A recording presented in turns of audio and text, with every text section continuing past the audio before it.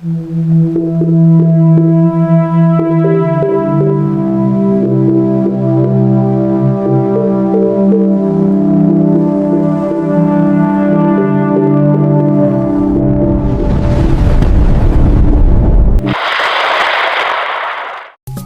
araw po sa inyong lahat. Narito na po ang pinakabago nating update sa maging lagay ng panahon ngayong araw ng Friday, ika-8 ng Mayo, taong 2026.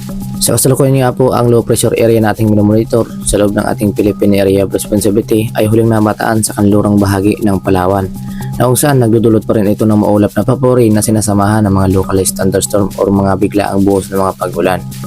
Na kung saan inaasahan po natin na lalabas din ito ng Philippine Area of Responsibility ngayong pagsapit ng hapon at gabi. Samantala, ang bagyo nating minomonitor sa labas ng ating Philippine Area of Responsibility na may international name na Hagupit ay huling namataan sa layong 1,600 km east of northeastern Mindanao, na kung saan nasa labas pa rin ito ng ating Philippine Area of Responsibility.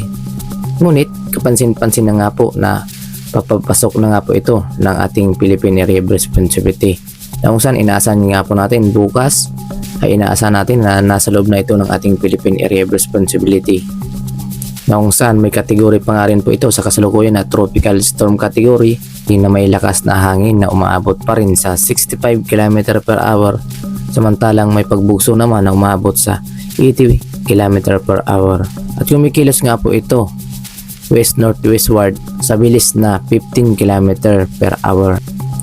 Na kung saan nga po, base nga po sa ating tropical cyclone threat potential nitong pagsapit ng May 5 hanggang 11, makita nga po natin dito sa pinaka-active tropical cyclone na may color red, na kung saan papasok ito ng ating Philippine Area of Responsibility at lalapit sa may silaang bahagi ng ating bansa, na kung saan inaasahan natin na magdudulot ito ng maulap na papuri na sinasamahan ng mga pag-ulan.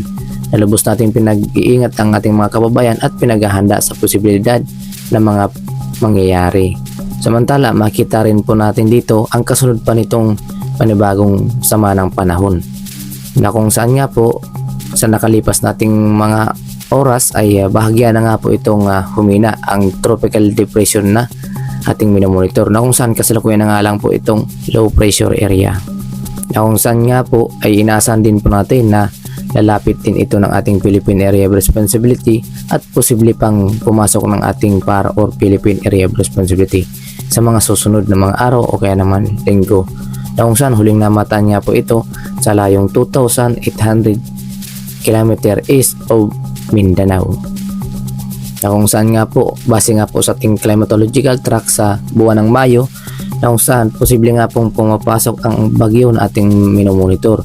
Kaya naman kung ito ay papasok ang ating Philippine Area of Responsibility at ganap pa rin na bagyo, ay bibigyan po natin ito sa local name na Bagyong Kaloy, ang pangatlong bagyo na posibleng mabuo sa taong 2026. Samantala, para mas malinaw na maintindihan na ating mga tagapakinig at taga-subaybay, silipin nga po natin ang pinakalitis nating outlook sa posibleng take nitong bagyo at ng low pressure area sa silang bahagi ng Mindanao. Makikita nga po natin na kung saan ang low pressure area na ating minomonitor sa loob ng ating Philippine Area of Responsibility na huling namataan sa Palawan, na kung saan sa posibleng mamayang hapon ay inaasa natin na nasa labas na ito ng Philippine Area of Responsibility, na kung saan posibleng pagsapit bukas ng umaga ay inaasahan natin na papasok na itong bagyo sa silang bahagi ng Mindanao dito sa loob ng ating Philippine Area of Responsibility. At habang pumapasok ito ng ating Philippine Area of Responsibility, kasunod naman ito ang low pressure area nating minomonitor. Samantala, bagya na nga po itong ihina pagpasok ng ating Philippine Area of Responsibility ang bagyo na ating minomonitor, na kung saan sa kasalukuyan tropical storm category, at pagpasok dito ng ating Philippine Area of Responsibility ay nasa tropical depression category na lamang ito, na kung saan bagya nga po itong humina, na kung saan unang lalapitan nga po nitong bagyo nating minomonitor sa may silang bahagi ng Visayas, na kung saan mas lalapit ito sa may silang bahagi ng Visayas patungo naman dito sa area ng Bicol region bago tuluyang lumihis ng ating bansa or pahilagang silangan ang kanyang pagkilos. na kung saan inaasahan po natin na lubos po natin pinaghahanda pa rin ng ating mga kababayan dahil sa posibilidad ng mga pag-ulan. Kaya naman posible ang mga localized flooding, lalong-lalo na po sa mga mababang lugar na kung saan pinag-iingat po natin ng ating mga kababayan na nasa malapit sa ilog.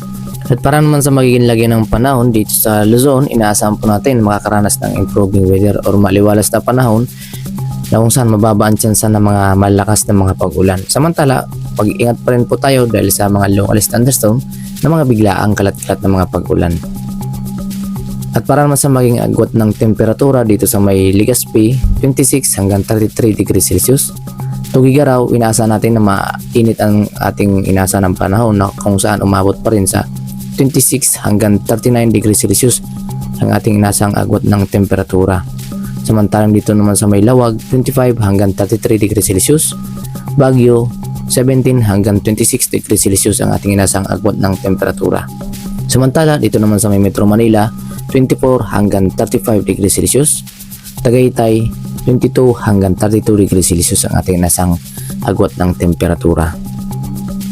At para naman sa magiging lagyan ng panahon dito sa may Palawan, Visayas at Mindanao, inaasahan natin na mataas pa rin ang tsansa ng mga pag-ulan, lalong-lalo na dito sa may Palawan na kung saan posible pa rin epekto nitong low pressure area. Kaya naman maging alerto at mag-iingat pa rin po tayo dahil sa mga banta pa rin ng mga biglaang buhos ng mga malakas na mga pag-ulan, lalong-lalo na dito sa may Kanluran at timog ng Palawan na posible ang mga localized flooding sa mga mababang lugar.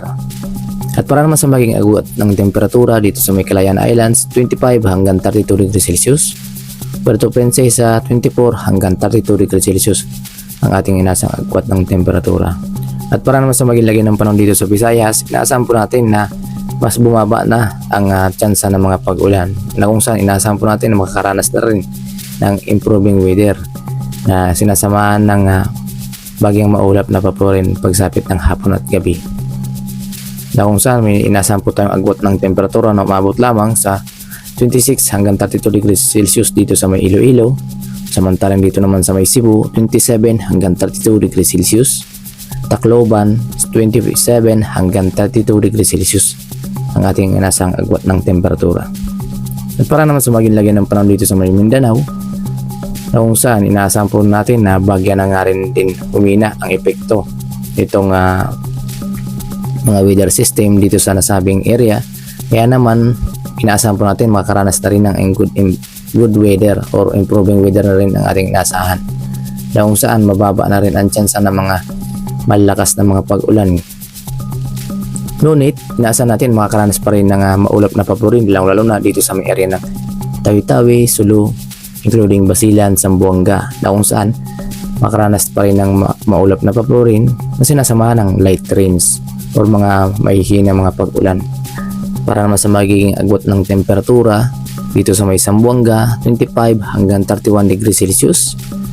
Cagayan de Oro, 25 hanggang 31 degrees Celsius. Davao, 26 hanggang 34 degrees Celsius ang ating nasang agwat ng temperatura. At para naman sa magiging lagyan ng panahon dito sa may ating karagatan, sa kasalukuyan nga po wala po tayong nakataas na gale warning sa kahit anong baybayin ng ating bansa. Ngunit maging alerto pa rin po tayo dahil sa inaasahan nga po natin na may papasok tayong bagyo sa may silang bahagi ng ating bansa na kung saan na siyang magpapataas ng mga pag-alon ng ating karagatan or seaboard.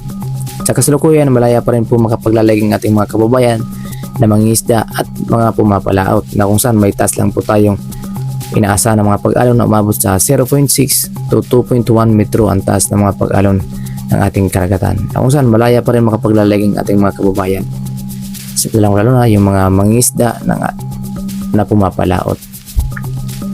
At yun nga po ang pinakalitis nating update sa magilay ng panahon ngayong araw ng Friday, ika-8 ng Mayo, taong 2026. Ingat po tayong lahat at manatiling maging alerto at updated po tayo sa panibago nating ulat panahon naming ilalabas. Maraming salamat sa inyong panonood at pakikinig. Thank you and God bless us all.